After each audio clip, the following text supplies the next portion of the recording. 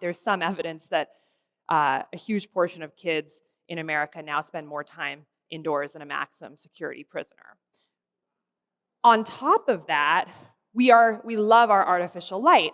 And so we're using the blue light and the screens all throughout the day and especially at night. And so if you think about the fact that we are diurnal animals who need the sun for our cells to know what time it is, to know what biologic activities to do at different parts of the day, our light hygiene is leading to basically mass cellular confusion.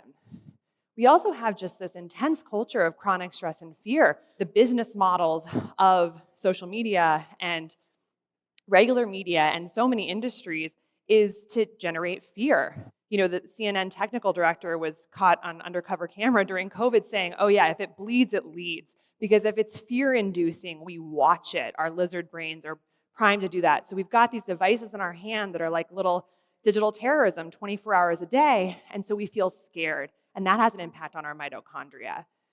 The environmental toxins are overwhelming. We now have over 80,000 synthetic toxins that have been created by industry over the past 100 years that exist in our home and personal care products, our water, our air. They're sprayed on our food.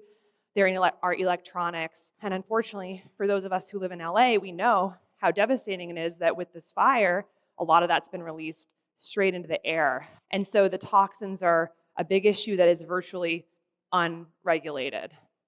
Poor sleep. We're sleeping about 25% less on average than we were 100 years ago, and our sleep is very fragmented because of light and devices. One that's a little bit nuanced is stable temperatures. So it's very interesting because our mitochondria and our metabolic activity is actually stimulated by both heat and cold. Cold stimulates our mitochondria to be more active, to actually generate heat to warm us up, and then heat activates a set of genes called heat shock proteins that are very positive for our health. So when our bodies are actually, when they're stimulated by different types of energy, thermal energy, hot and cold, it's adaptive for us. But now, in the past 50 years, we've got these thermostats, and it's always 72 degrees. And that has an impact on our body's ability to adapt and make energy effectively. The last one I want to mention is medications. So just the rampant use of over-the-counter and prescription medications.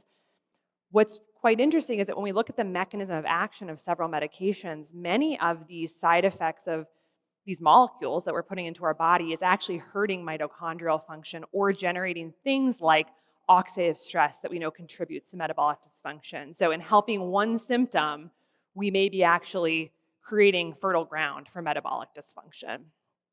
Okay, so that's sort of the world, that's modernity, which fundamentally, the world we've created mostly for comfort and efficiency has become hostile to the ways that our cells fundamentally function. And this is why we're so sick. This is what has changed. Our genes haven't changed in the past 100 years. All of this has. And so our challenge at this moment in time, because we can't change all of this overnight, is to figure out how to think about this and the tens of thousands of papers that back all of this up and say, okay, so this is what the science is telling me about what's impacting my cells. How do I build a life that's manageable, that helps to create a world of compassion for my cells so they can do what they need to do every day to make light and make energy and power my life so that I can really enjoy this precious time here on planet Earth.